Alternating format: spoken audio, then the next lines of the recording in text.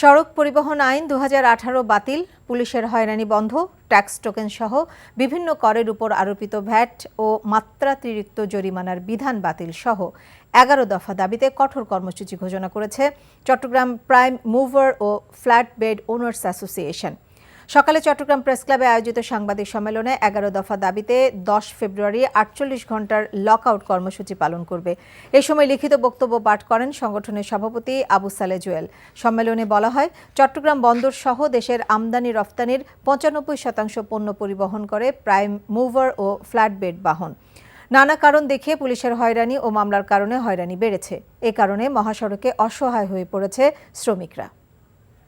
২৫০টিরও বেশি design option নিয়ে Walton smart fridge, বোঝে আপনার প্রয়োজন।